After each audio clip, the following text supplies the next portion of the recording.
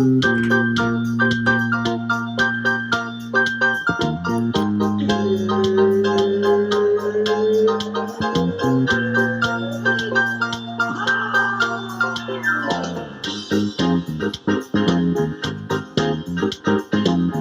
telling you guys about Ukraine, didn't I? What, 4 weeks ago, the last month? But this shit is crazy. What are your guys' thoughts about what's been going on the last week? Putin just literally said, fuck it. And like, shit, I didn't remember war like this because we were growing up when Afghanistan was going on or Iraq and all that. Yeah, it's fucked up. I still don't. Is he only doing it? I probably sound very ignorant, but he just wants Ukraine basically for no reason. Yeah, it's like very old school, isn't it? Like it's just, and that's what, think about invading a country and like all that. I'm glad we're isolated from kind of that huge ass continent with these scary superpowers or all of a sudden looking a little bit more aggressive. Like imagine if Canada tried invading us. We'd be like, really? A couple Mounties show up at the border. I think it's because Ukraine's critical. He says like if he loses Ukraine, he has like no power anymore, and he's trying to just like keep relevancy in the world. Yeah, and it's basically basically already lost Ukraine. He believes Ukraine is his. Like he just believes that it should be Russia. They're technically not a part of NATO yet, right? But they're a democracy, and Putin's like, no, you report to me, essentially.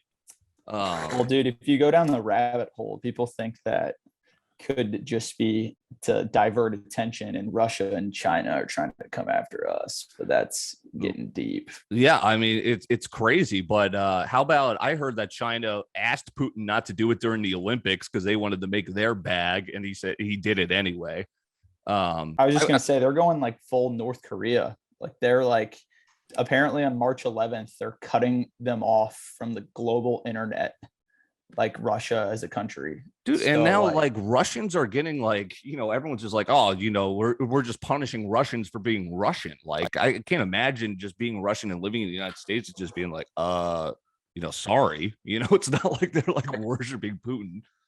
Dude, like every major credit card has cut off there, Apple's cut off there, Netflix is cut off there. Like crazy. I was talking about that to my friend, and basically he was like, yeah, but like what else are we supposed to do? And like hopefully it causes civil unrest, and the people that live there force the government to make a change, which they've been trying to do, but Russia just arrests all those people. I almost call them clowns. They're not clowns. They're trying to fucking fight for no war, but Putin's just rounding them up.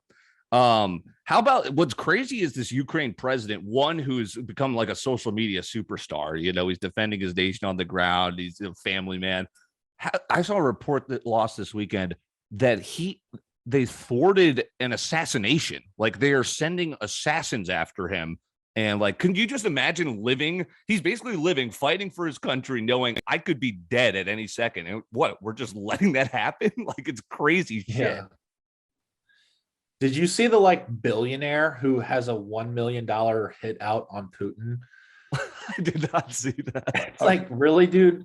You think $1 million is going to get Vladimir Putin killed? Yeah, basically, what would it take? I don't know. What would it take? Put a hit out on himself, basically. Yeah, Putin's going to have him now.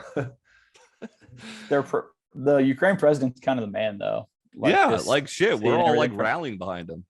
Because I heard it was 3 attempts. And it's crazy that he used to be an actor, and he on their most popular TV show, and he played the president on their most on their most popular TV show in Ukraine. And now he's actually like, yeah, you know what? Let's turn that into reality. I heard today Jon Stewart was running for president, and I was just kind of like, all right.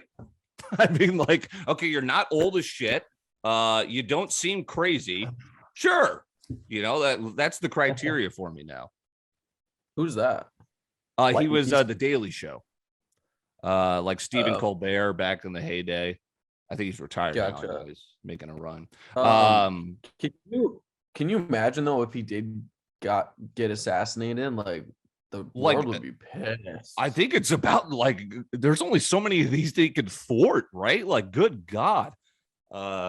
It's almost like we're waiting. It's crazy what's going on there. And I feel like, you see all this shit on TikTok and whatnot, but I feel like we haven't really seen this full scale of just like they weren't leaving. They thought fucking Putin was just bluffing, and then all of a sudden he starts, invading, and they're like, oh shit, now you just got to leave your home. At least if they came for us, it would have to be nukes. But like, you imagine back in the old days, they're on their wooden ships. Like, what is that in the distance of the Atlantic? They're coming. At least we can see them coming. My gas energy bill through the roof. I mean, we're all hurting. This sucks. Okay, we were 2 weeks off. I want to get your, of course, Euphoria season finale thoughts. What did you guys think? It was good, but it just left with so many unanswered questions. Like, I don't know. I don't want to ruin anything. Is it? I think we've given it enough time. If you haven't watched it in the 2 weeks since, it's almost over now. But spoiler alert if you have not. Yeah, my main question is like, does Rue still owe that girl money? And like, is that girl still going to come after her? Like, that just was completely ignored the last 2 episodes. Yeah, that was big. Maybe it's kind of what they did at the end of season 1, where they came out in the bang with season 2, and it was like, holy shit. So hopefully that's what they're doing but we're going to have to wait a couple of years, right? Because they're pausing. Till 2024.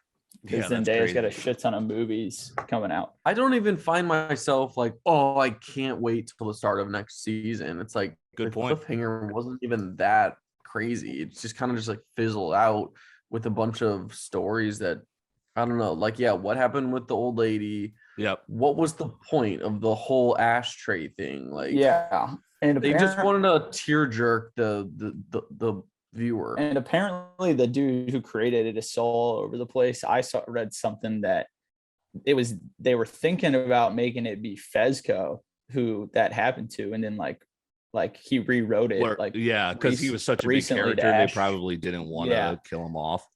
But like that they're like that he's doing all that shit like this recently. Like, it's, I don't know. It was the tale of two halves of that episode for me. It came out, I was like, oh my God. And then, it was kind of like, what is happening? Here are some of I wrote down my chronological thoughts.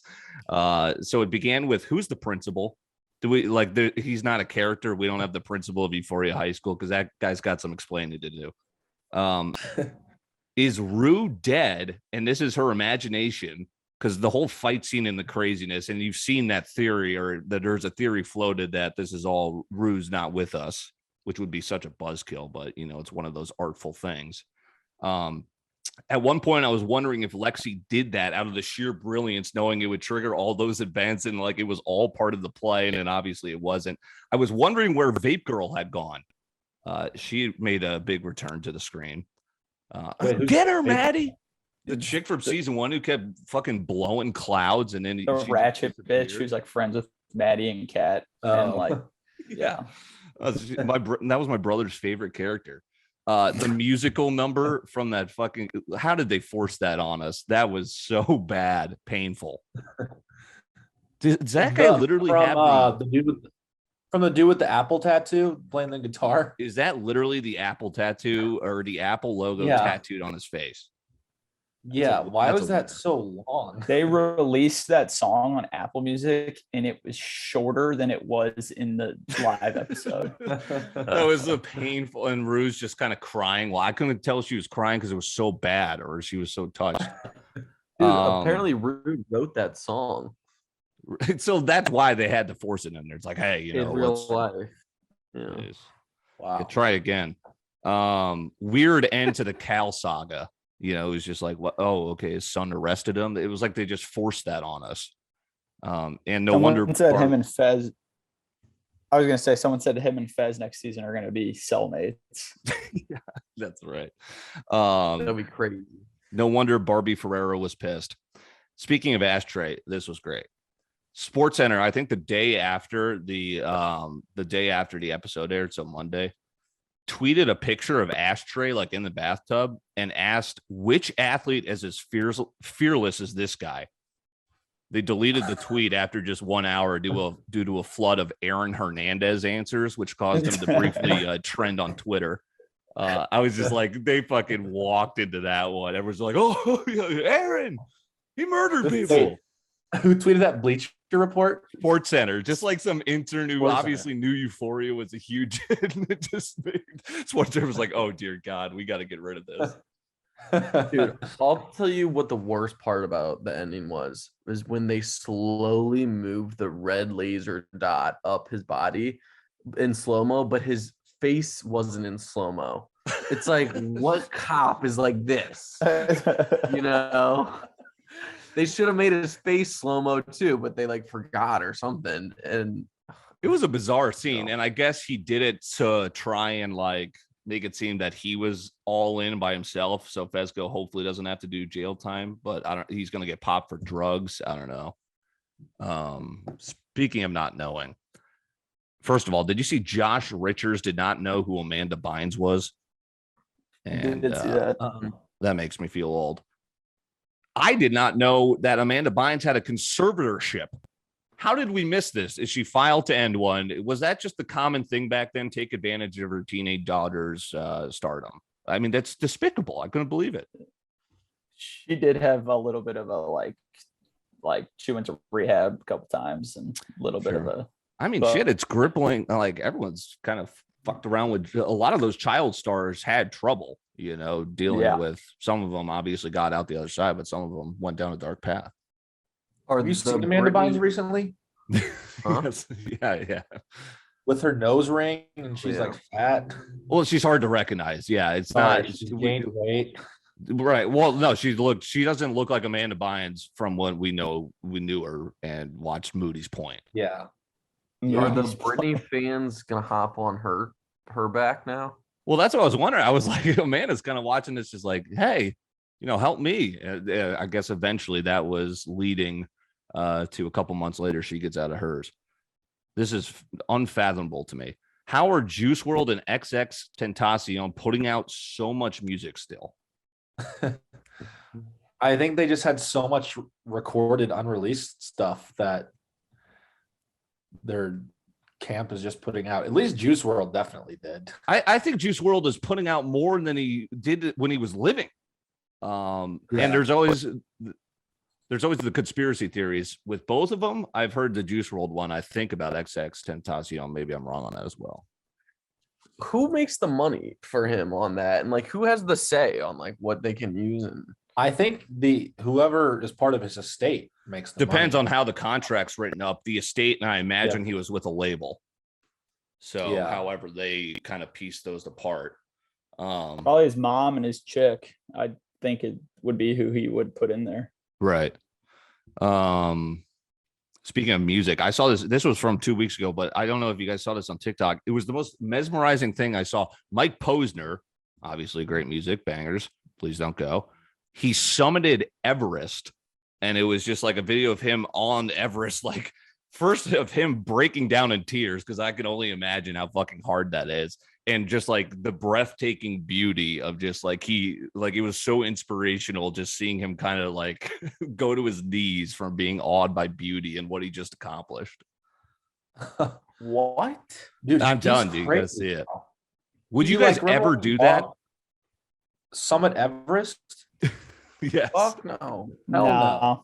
Remember when he like didn't he 20 walk the entire United States or something and got like bit by a poisonous snake? Almost lost his leg. Really? Yeah. Okay, I was not aware of that. So this guy's kind of a adventurer. Yeah, Dude, absolutely. isn't Mount Everest like 25,000 feet tall or something? It takes like like how- 4 or a couple weeks to summit it, obviously, I believe. But yeah, tallest in the world. I don't even know where it's at, what continent it's at. Maybe we could share Dude, that. I'm if someone pretty pulls it sure up. it's like as high as planes. It's 29,000 feet and it is in Asia. Asia. Okay.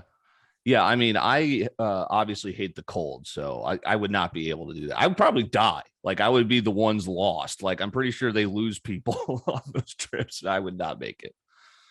Yeah, I hate the cold and I hate heights. So like there'd be no reason. Yeah, like, exactly. Doesn't even sound appealing. Yeah, I don't crave that thrill. You know, God, you'd have to pull my leg to get me on a hike. I've done Camelback in Arizona, which I will. We ran out of water, I think, a quarter of the way up. And we still did it. It was just a nightmare. Oh Lord. Yeah. Speaking of climbing, you should watch The Alpinist if you haven't. I've Yeah, seen I that. think I wrote. Isn't that the? Is it a different guy from Free Solo, but kind of same concept? Yeah. He scales a fucking frozen waterfall. He's a Like, I nut didn't even know that was possible. He's a crazy man. Yeah.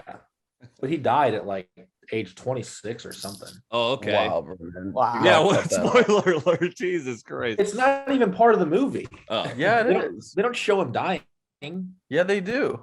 They do Oof. not show him dying. You think they're gonna show footage of him dying? No, I think they show that he say- died. They like say that They say it in like the end credits. Yeah, I Oh thought my he was God, that's alive. literally the ending of the documentary. You have to cut out all this. Because this is like a well-respected one too, the Alpinist.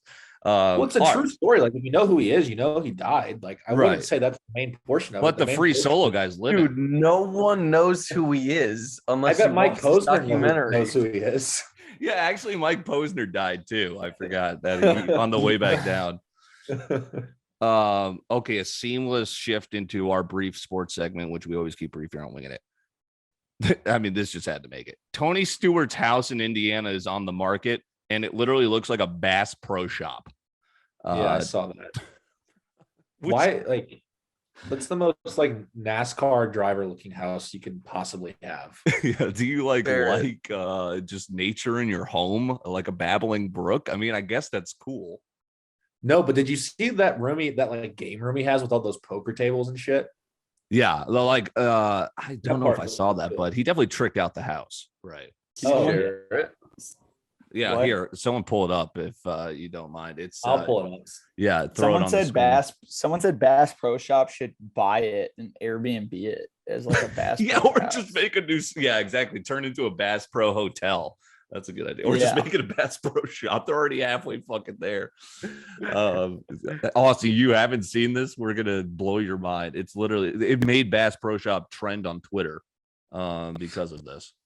While we pull that Was up, that would you like guys Fire. it is fire. What'd you guys make of Calvin Ridley betting on the NFL? Yeah, what's up with that? I feel like literally more people do that than get caught. Like, and people were like, "Oh, he had to have done." I literally think he just thought because he was away from the team. Oh, I can bet on football now because now everyone's betting. All the leagues are partnered with other leagues. Here's Tony Stewart's for the visual audience here. So that's his How game. did he get? There's literally like a babbling. Yeah, is he fishing out of that pond? I wonder. Kind of a sick house. That It's- I mean, that water tank just screams Bass Pro. That's a cool kitchen though. 100. You cook some serious meats in there. What is this website? Is this where it's listed? No, I just Wow, Google look at that searched it. outdoor look. You could definitely do some fishing on that Just a lake dirt or pond. pond. Here's the poker room. that's sick. Look Wow, at look the at That that. house TVs. is Yeah. sick. That He was dude's- betting for sure. Yeah, no kidding. Yeah, he was betting on himself. The NASCAR, Did nobody Calvin cared. Ridley even try to hide it? Dude, so because he literally signed up using his name. Like, and that's what is so funny is like he literally and it's the Hard Rock. I didn't even know the Hard Rock had a sports book, and he bet on Falcons games. He bet on the Falcons to win. He's like us. He just sucks at betting. 3-team, 5-team, 8-teamers all with the Falcons, and he just lost. And then he was tweeting today. He's like, I don't have a gambling problem. I just lost 1,500, and everyone's just like dunking on him. Are you allowed as a professional athlete to bet on other professional sports? Like, could we That bet I on think you basketball? are, but again, that's a thin line. You're apparently not allowed to, like if I was a member of the team, say in the front office, you can't bet on your sport. But could I bet on different sports? What about my parents? You know, like what if my kid becomes an NBA player or a PGA golfer? Can I not bet on the PGA tour anymore? You know, all this, there's such a gray area. There's Speaking only of going to be betting, more of did you this. see that they said Drake has bet like $1 billion like in the Who past, was he like, on? He was on Masvidal, wasn't he? That dude is so bad at betting. And he just He's lose like addicted. 275,000 on that or something. Yeah. he he's addicted. unloaded on Masvidal, and I immediately knew. I was like, all right, come on. He's They got showed him Sorry. They showed him courtside at a basketball game, and he had like 200K on online roulette while he was sitting courtside at an NBA game. Yeah. Dude, I mean, I love that shit when Aiden Ross like hops on and like will play blackjack or something with that live dealer. Yeah, Drake's always had the curse. Like he was on Kentucky with that undefeated team when they lost. He's constantly betting wrong on the Super Bowl. I'll never forget when Floyd Mayweather literally had stacks of millions of dollars and he put it all on the Broncos when they got blown the fuck out by the Seahawks, like in the year where the ball went over Manning's head to start for a safety, and it just was the most lopsided loss ever. What is Cheddar Bets? I see them flood my fucking sports coverage as like a commercial, and I have no idea what it is. It can't just be Minnesota based, but you guys know what I'm talking about? Cheddar Bets? I've never heard of it. It's this commercial that's promoted all throughout. It must just be, can't just be Minneapolis, but it's literally just like the poorly produced commercial. It's just like sports bets, stocks and crypto by day. And it's like Cheddar Bets, 4:30, check your local listings. And I'm like, what is this, a local TV show, but they're presented by BetMGM? Yeah, I'm looking right now. It's a weekly show that brings you the latest on sports betting and the crossovers between the financial and sports worlds. That it can't be just based out of Minneapolis, can it? I don't know. I don't show anything about where it's based out of. So, that is oh man, here's a good segment that I wrote down, but I didn't take the time to actually fill it out. But this will be a good one for next week. Movies that actors may regret as part of their legacy. We could maybe I might go back into seeing some of Matthew McConaughey's stinkers from before he became obviously one of the thespians of our time. Wasn't he in Fool's Gold too? Maybe he regrets that one. That's it from me. Nicolas Cage. I don't think Nicolas Cage regrets anything he's ever done ever. Isn't he in a movie just called Pig right now? Or yeah, dude, the movie I was thinking of was Ghost Rider, right? I think he loves Ghost Rider. No way. he's He's got a new one that's literally like he is Nicolas Cage in it. Yeah. It's like he plays Nicolas Cage in like a different world where he's like a washed up I don't know. It's weird. The trailer's weird. I think would say Cage. Will Ferrell's new movies. Yeah, like good point. How about some of Adam? What about Grown Ups 3? I think that was the only one I walked out of, or maybe it was Grown Ups 2, the only movie I literally, as soon as the deer I think broke into the house and started pissing on everyone, I literally got out, like just stood up and walked out. I haven't seen any of those. The first one was a classic, and then like most sequels, it wasn't great. Adam Sandler kind of knows he makes bad movies, though. That's kind of his like whole. Netflix keeps sending him, and then he did Uncut Jams, which was obviously a banger. Yeah. Dylan, did you see the new Batman? I did not. I'm seeing mixed reviews. Did you guys see it? Yes, I loved it. We all saw it together this past Saturday. Like 10 out of 10 love? I would say probably a 9 out of 10. Okay. It's just long. It could be like 30 minutes shorter, I think. But did you guys go to one of those? Is that where you were? I think I saw Austin snap one of those luxury theaters. Were you at the bar? Yeah, that's right. Yeah, I gotta go. It was cool. What would you didn't like it? How would you guys compare it to the Christian Bale Batmans? Because that's where that's my top tier. It's less about Bruce Wayne and more specifically about Batman. Okay. And he's kind of takes like the spin of like murder mystery crime solver sort of thing. And it's darker than the Christian Bale's Batman.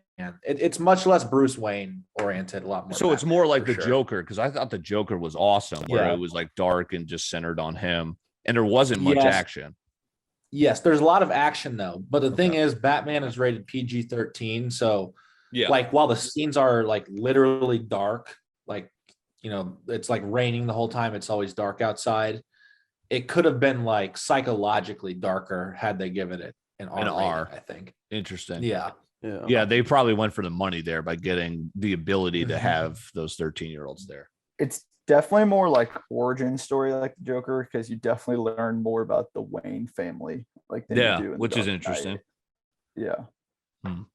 I'll have to check it out. I got to get out to a theater. I've been too lazy. I'm still waiting for Spider-Man Homecoming to come out on my fucking, TV here. I did cop the PS5 finally. It is awesome. Really? Haven't bought any PS5 specific games yet, but it just transferred all my PS4 over, seamlessly. And the quality of game is so much better. Graphics, movement, flow, etc. And one thing I know, my PS4 literally crapped out on me.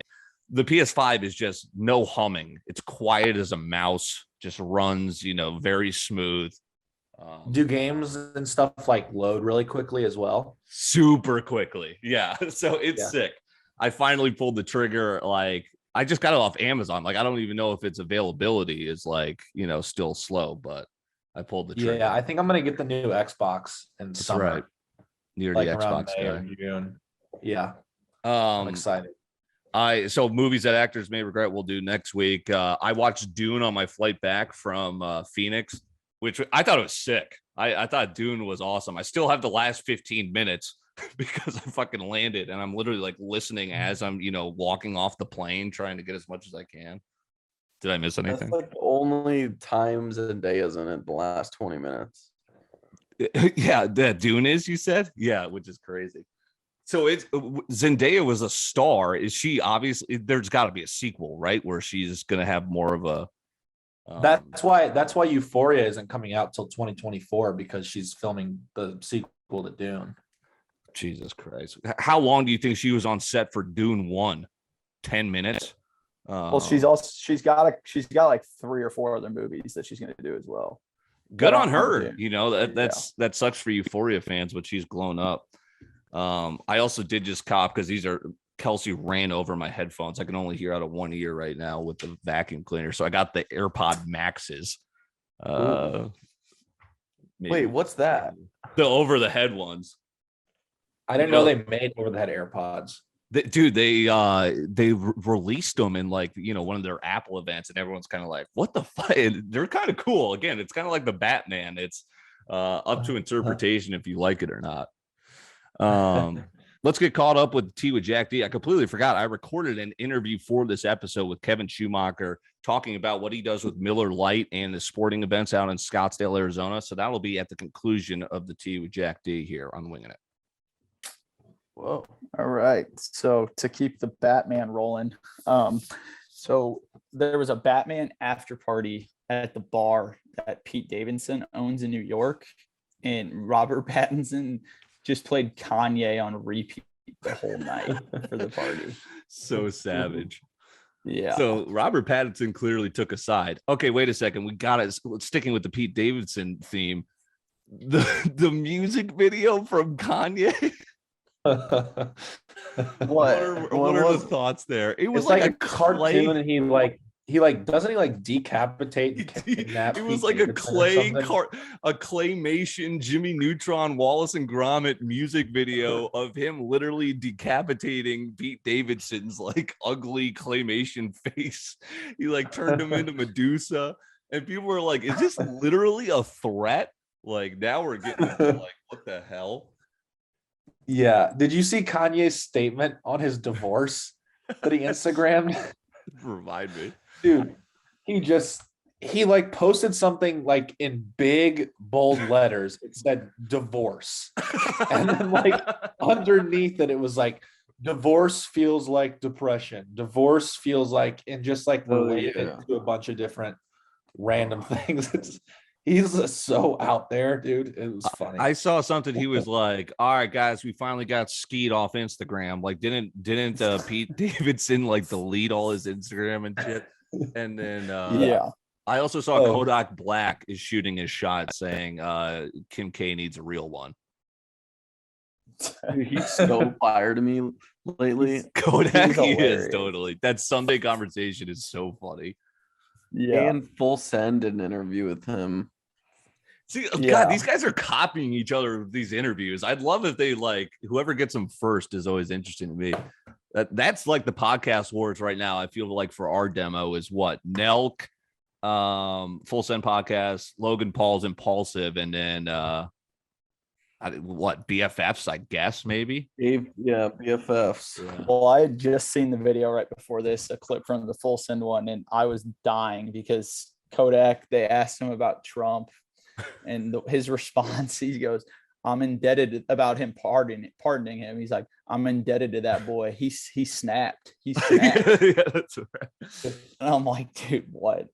But to keep the Kanye going, so this how Kanye was doing all that stuff that he didn't have rights to his Netflix and whatnot. This kind of made me wonder.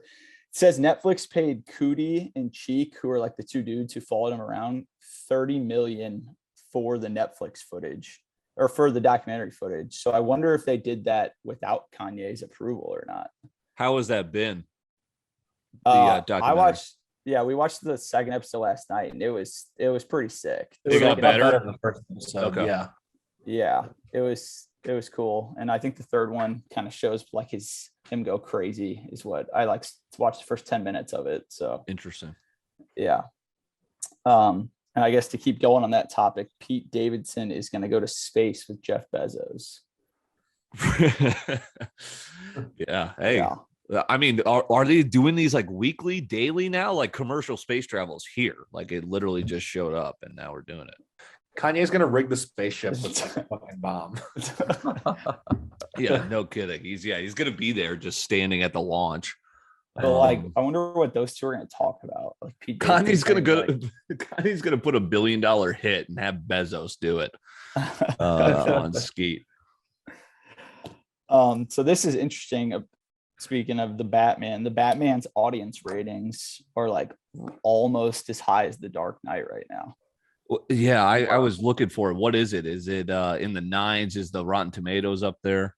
I need to go look. I just saw this, but yeah. What let's are see. The Batman's audience ratings? Like the What about the critics ratings? I'm looking on that right now. The Batman. How was Catwoman?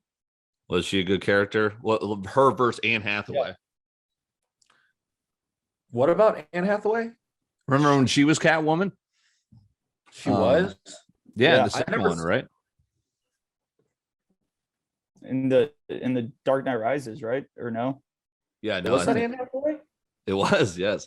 8.6 out of 10 from the audience on IMDb. You got to rewatch it. It's fantastic. She's great in that too. 73, which is usually a good score from the critics out of 100. I think anything above 70 is good. Yeah. I mean, a lot of people like it or saying they like it better than the Dark Knight. I saw someone retweeted Ben Shapiro saying that it sucked and goes, okay, this means Batman is the best movie ever. Yeah. It was Jake Liefeld. I saw. Was that him? Yeah, okay. I was wondering where I saw that. Yeah, that was funny. Jack Harlow is to star in a White Men Can't Jump reboot. That's awesome. Hopefully it doesn't suck. Did you guys see Uncharted? Did that flop or did it do that great? I I didn't was see worried it, about. Yeah. but I have beef with Jack Harlow because I got on Twitter shortly after the last episode of Euphoria aired, and I had not watched the episode yet. And the first tweet I see is from Jack Harlow, and it says "R.I.P." with a cigarette emoji, very clearly alluding to Ashtray dying. Yeah, I saw the So, same thing. Have some fucking decency, man. Yeah, that's what Absolutely. that's what listeners are screaming right now for your Alpinist shout out earlier. No, what was I going to say? The one I'll never forgive is the group chat. Someone sending in the poster of the ice dragon from Game of Thrones. Wow, like before I finished the episode when I knew that they took over the fucking dragon. Spoiler alert. I haven't seen it, so I don't know. You haven't seen Yeah, it? it's pretty. I've seen the last 3 episodes of the last season. That's it. Critics gave Uncharted a 45 out of 100. Woof. What was the audience score? 6.2, 6.7, which is still not that great. You kind of want to be over a 7 for the audience. I feel like high 6s. I'd probably still watch it just because it's Marky Mark and Tom Holland, just to see that. Yeah. All right, already kind of went over a lot of the Russia stuff. Even like Russia and vodka brands are rebranding their whole, like, that have been there for hundreds of years, are rebranding their names. My Ty Dawson came over for the fights, and he stopped at the liquor store right by my house, and some guy literally comes in and starts berating the only woman in there, the liquor person, for selling Russian vodka. Like, you can't sell this. You can't sell this. You have to. She's probably like, what do you? I can't. Do you want me to call the manager? Like, could you imagine? Like it's her fault. Yeah, exactly. How dare you? You shouldn't be selling this. People are going nuts. All right, so the world is healing. The NFL already came out and said next year there will be 0 COVID protocols. We just don't need another variant. I mean, hold our breath. Gas is fucking insane. It's like $5 to $7 in some spots. So are Tesla owners just like laughing at the bank right now? Or are they just like, we fucking told you? Like, I'm thinking about swapping to EV. Even Elon tweeted that they need to fucking keep the oil production going. Like, and he owns an electric car company, and he tweeted that he also said that radiation isn't what people think it is, and that he'll travel to wherever the most, like, he said they need to open up nuclear plants again and keep pumping like oil and stuff like that. Like Homer Simpson. He said he'll travel to the area that people think are the most dangerous and eat locally grown food there on television. At Chernobyl? I don't, dude, he went on a Twitter rant about it. You got to read it, Austin. But he's going to have some trouble getting there because it's Russian occupied right now, but that's interesting. Yeah. I just watched Chernobyl and finished the last episode yesterday for the first time. Holy shit. Yeah.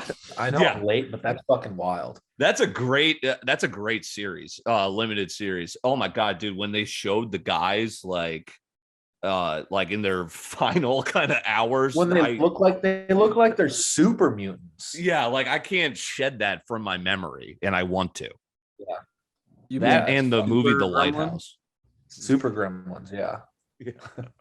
So what Elon said is, he said, hopefully it is now extremely obvious that Europe should restart dormant nuclear power stations and increase power output for existing ones. This is critical to our national and international security.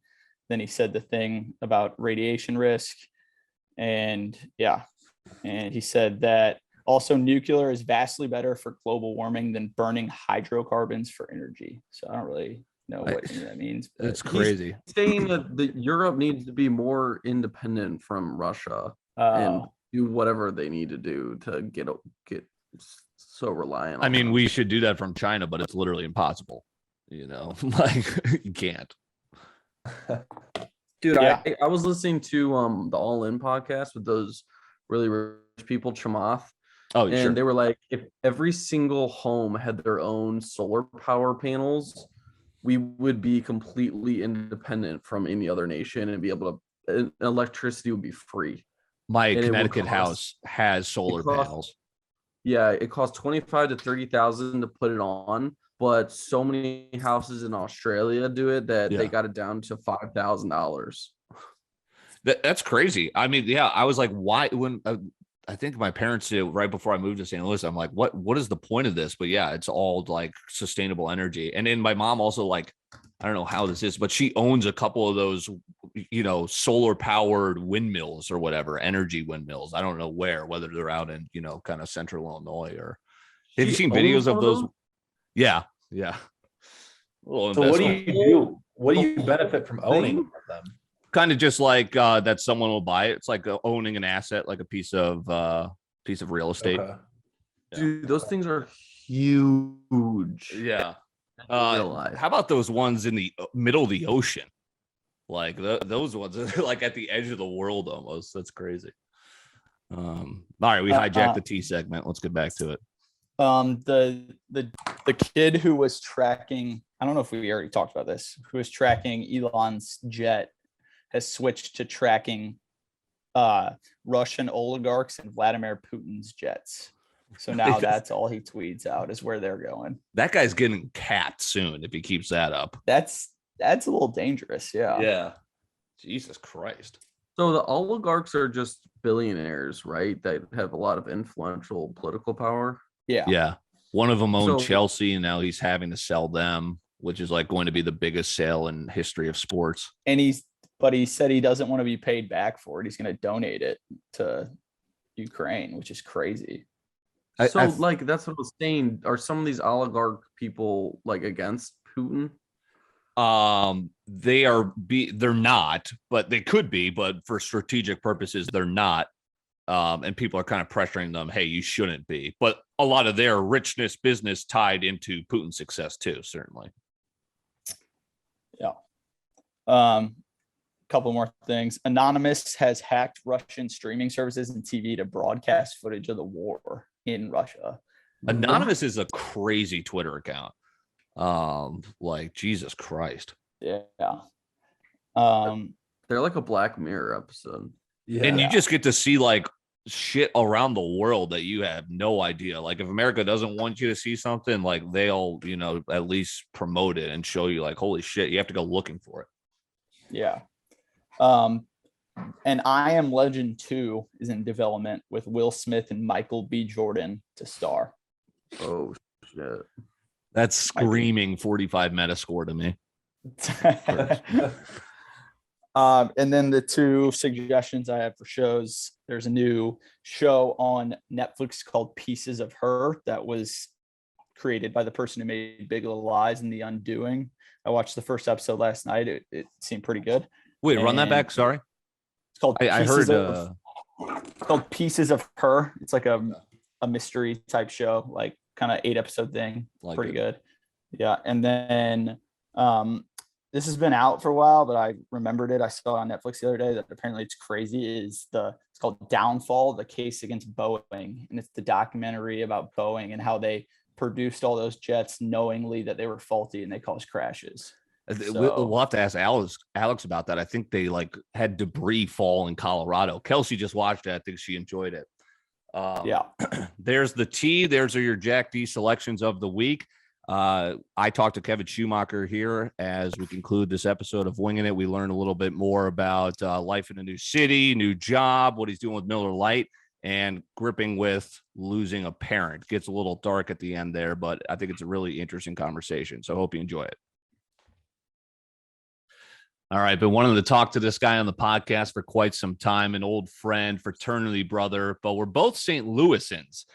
We did not know each other in St. Louis. Of course, this podcast, deep STL roots. But Kevin, good to get you on. And how about the 314? Thanks for having me on, Dale. Appreciate it, man. It's great seeing you in Arizona a couple weeks ago. Love St. Louis, man. We got to figure out what's going on with baseball season right now. I'm dying for some Redbird baseball. This news that came out, what was that, yesterday, 2 days ago? It was brutal. We got to figure it out, man. That's St. Louis the Birds are their lifeblood, especially since we lost the Rams, right?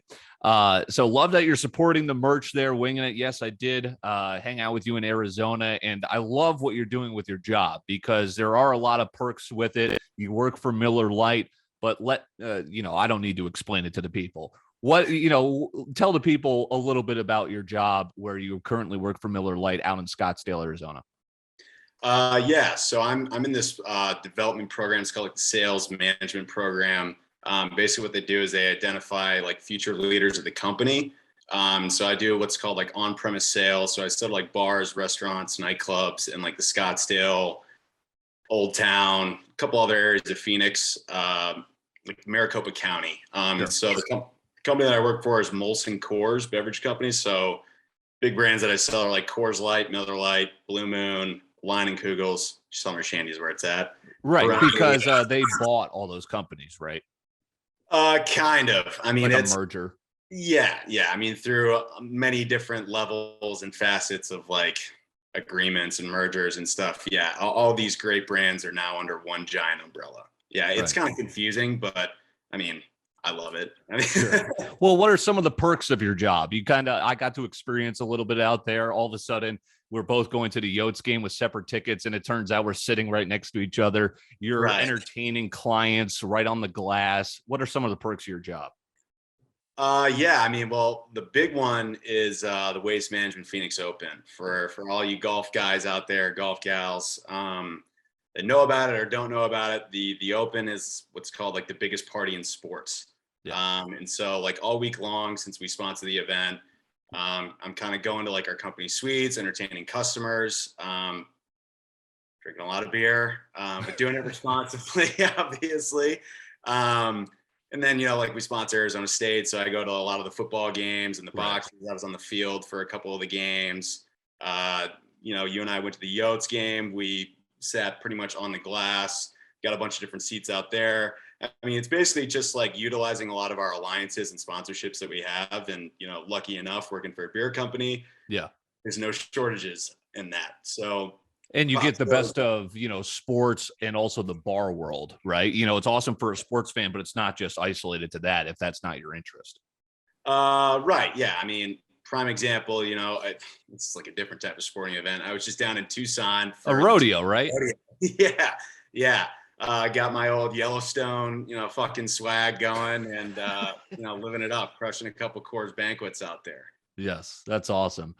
So like you said, I went out with you, like it's part, like you're going to the games, entertaining clients, right? But it's also like we went to a trivia night and you kind of you buy a beer and you're kind of promoting different brands and drinks, right? I think that's super cool as well. Yeah. So that's one of the many aspects of the job. So primarily like in the morning, I'll call on accounts. So I'm basically in and out of bars all day long. And so I'm pitching them, a slew of different brands that are in our portfolio. The trivia night that we went to, was promoting Topo Chico hard seltzer. It's now available everywhere, by the way. That's my plug for the whole interview. It's really, really great. And so basically like when I go and do those promos, I just go into bars, buy a bunch of beer, pass it out to people. It's super conversational, a lot of fun. I mean, usually everyone gets a big old smile on their face because they're like, hey, here comes the fucking beer guy with a bunch of free beer. But I mean, you'd honestly be surprised how many people say no. I'm like, that's the craziest thing I've ever heard in my life. Who doesn't like free beer? But we didn't have any of those when you and I went out to trivia night. We had a great time, obviously, per usual. What are some of the difficulties of your job? Oh boy. Well, like any customer facing job, you just get people that are unhappy, for many different reasons. A lot of times it's not your fault, but you got to apologize for things that other people might have screwed up. I mean, one of the difficulties in the beer world is we have something that's called like distributorships.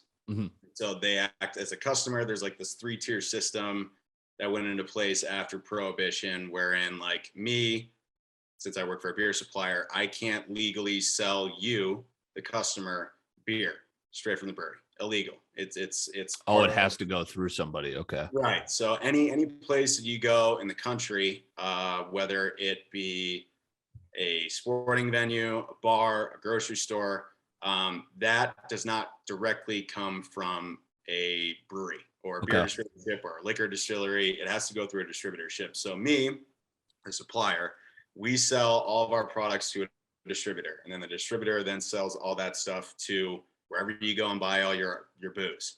And so they, in a sense, are also our customer. And so we kind of tag team things. And so wherein I might have something going on with one buyer or customer, and the distributor might have another thing going on with that customer. Sometimes things kind of get messy because goals don't always align. And it's just, it's just another, thing that you got to navigate. Just corporate stuff. Yeah. Everything comes, every job has its, perks and difficulties. I will say, you left out the merch. I mean, you're repping my merch. I've got your Leinenkugel's hammock here that you gave me. I can't wait to set this up once, we thaw out in Minnesota here. Yeah, man. What's the temperature like out there right now? Is it like 0 or something? We're climbing up there up to 30, so it's not quite, you look sunburned. I miss the weather in Arizona. Of course, it was the second time it rained all winter and I was out there for it. Yeah, dude, the weather was actually trash when you were out here. It was 90 degrees today, not a cloud in the sky. I love it. I love it. So let's talk. So you're in Scottsdale. Hard to believe you and we are now in our class, right? And most of the people probably listening to this, albeit maybe for a few exceptions, we've been out of college longer than we were in college now. And that's like a reality where it's just like, holy shit. I mean, unless you did a fifth year. I mean, yes, of course. Right. Well, we're coming up. Right. What are some of the perks of living in a new city and the difficulties? Kind of same question, but talking about a new city, because I love Scottsdale, and a lot of people, of course, all of our hosts here on Wingin have moved from St. Louis now. And, that can be tough, but can also be a breath of fresh air sometimes. Yeah. I mean, don't get me wrong. It's always tough when you move to a new city. I mean, I certainly lucked out because I work.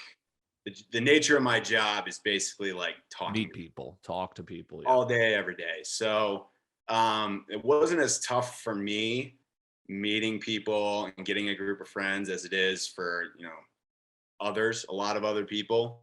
I also lucked out because friend of a friend, they reached out to me right when I moved out here and introduced me to all their friends. Connections. Sure. Right. Exactly. The kid that introduced me to all those guys, kind of a dork, but it is what it is though. Serve purpose. We still hang out. But yeah, so that meeting people is ultimately the biggest thing. If you're really tight with your family, like I am, being away from them is tough. I live, like 1,500 miles from my family. So at least, so that's always tough. And then obviously, getting together with the boys. We got a big alumni weekend coming up. It's always a pain to travel and everything. But when we do it big, you got to make it happen. So yeah, I'm looking forward to that. Maybe we could do some content from that weekend. We'll be linking up again, obviously, in P-Town, Peoria. I don't know if this is public knowledge. If not, we could just blow right by it. But you've mentioned you're not necessarily avidly looking to move cities, but you're kind of on the new radar in 5 to 10 years. Where do you kind of see yourself? Yeah, that's, obviously the nature of the program. Trying to phrase this right. Sure, of course. Yeah, the nature of the program, obviously, the job that I'm in is not supposed to be long term, and this is not, super public. But the job that I have now, I won't be doing it forever. So I'm always looking for other opportunities within the company and thinking about what I want to do next.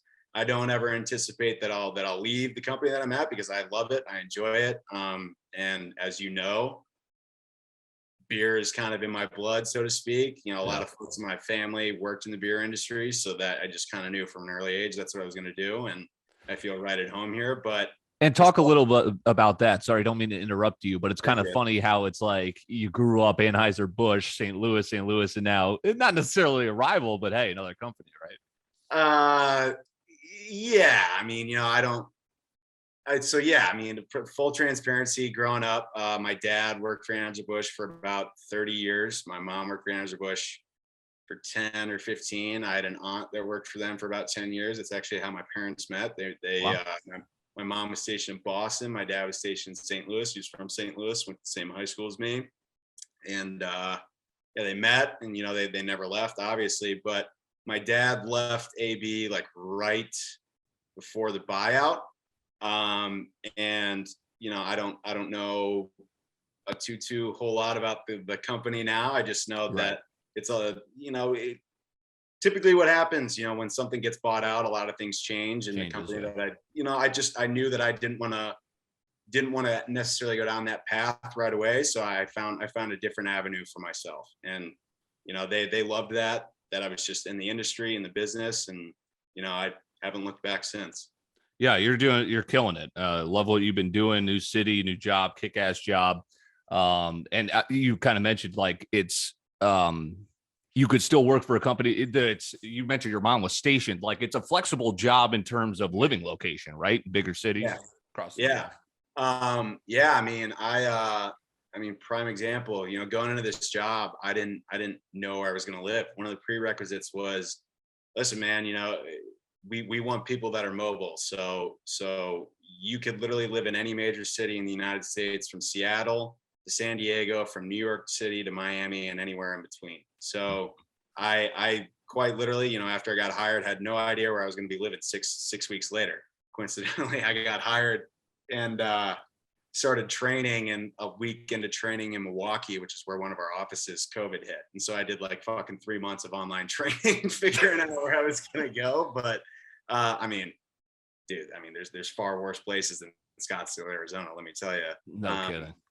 But yeah, I would love to go to Texas, Colorado, the Carolinas, maybe Florida. I'm open, man. California would be sweet. I'm easy, dude. It's exciting, and just being flexible with because I like seeing new cities. I like seeing new experiences too, and it's all about the journey. Right. We're talking with Kevin Schumacher. Kind of want to wrap up. We've talked about your family. You and your brothers have like a great, I think it's so many different industries, but they're all interesting. You are in the beer industry, sales, you get to go all these cool sports events. You've got a brother in Hollywood who's written and created a very popular show, Abbott Elementary. And then you've got a brother, which is in my industry, broadcasting.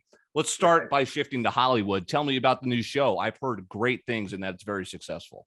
Yes, my eldest brother, he's an executive producer on that show. He's got a slew of other things that are out, other things that he's worked on as well. Abbott is like a workplace comedy that's based out of Philadelphia, Pennsylvania, and the creator of the show, Quinta Brunson, she's a comedian, super funny. The show is actually based off of her mom and her experiences that she had as an elementary school teacher in a underfunded school district in Philadelphia. So it's kind of like a lighthearted workplace comedy that's shot like The Office or Parks and Rec. Obviously it's not the same. Those shows were fucking amazing. But Abbott's seen a lot of really good success. I think it's got like 99 to 100% rating on like Rotten Tomatoes. And they said it's like the highest rated new sitcom since like Modern Family, which was a super popular show. So, and two things on that, it is so damn hard to make entertaining television on network TV now. We're watching HBO, right? Yeah. And it's like, especially comedies, The Office, and that's like, we remember The Office, Modern Family, Parks and Rec. Like, that's what it's saying. It's not only being highly rated on Rotten Tomatoes. I'm seeing it trend on Twitter, which I kind of see is like, hey, people are talking about this. And you said it's in high regard because we've been starved for something like this for so long. Yeah. Anyone who watches a shitload of television knows that it's really no secret that a lot of times what the critics say are a little bit different than what, the general public actually thinks. And it's just really cool to see him be a part of a project that is held in high regard, like what you said, both in the public domain as well as the Hollywood critics and everything. So it's a really cool show. I got the chance to go to one of the premieres, meet a handful of the cast, everyone who's working on the show, both in front of the camera and behind the camera. Really great people, and he's having a great time, and that's ultimately the most important thing, is the happiness of it all, and just grinding, and like working your ass off in such a competitive place like Hollywood, and then having it kind of pay off. Good stuff. And then your brother, broadcasting, I could only imagine. I know I've seen his demo tape before. Extremely talented. He's on the big networks. The pandemic, I can only imagine, upended, my life, his life, broadcaster's life. But how's he been doing? Good. He's been doing some work with Fox Sports and ESPN and the Big Ten Network, and he got a handful of college basketball games, both men's and women's. He was calling, college soccer, college baseball. Pretty much anything they want him to do, he'll go and do it. He's happy to be, calling games, being around, sports, athletics, kind of like, whenever you get the call to go and do a game, I'm sure it's, yes, absolutely, I'm there. No questions asked. Right. And that's very much his mindset. He's got a lot of other things coming down the pipe as far as that world goes too. But on the side, he also sells real estate. He's right. He's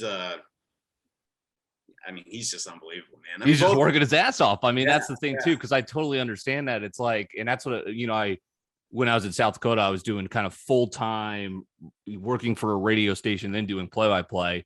And, it's a tough industry, but it's also like you could have the freedom of if you just did call games, and that's what I'm blossoming into, is like I don't have to be in a radio chair at a specific time. I could put something out, people listen to my stuff on demand, and then I could go call a game at night, so you can do different stuff during the day. Yeah. Which is cool. Well, I'm excited to follow all three of your guys' journeys continually throughout life, and we'll get you out of here on a little bit of a somber note.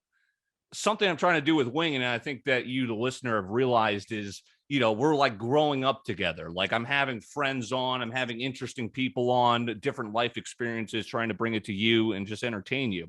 Part of growing up, we've talked about jobs, moving cities, marriage, kids, like we're not even there yet. That's what's crazy. But I think one thing too that people don't necessarily know, but I try not to think about, but it definitely hovers around my mind is, when do we start, one, taking care of our parents, two, losing them? And you unfortunately lost your dad recently. Yeah. That's a really, really touchy thing. I mean, growing up, I don't think, well, let me take a step back. You never really fully understand or know just how many people have kind of gone through an experience like that until you yourself have gone through it. Yeah. I was shocked at how many people that I knew that had lost a sibling or lost a parent, or lost someone super, super close to them that was, a father figure or a mother figure, or however you want to say it.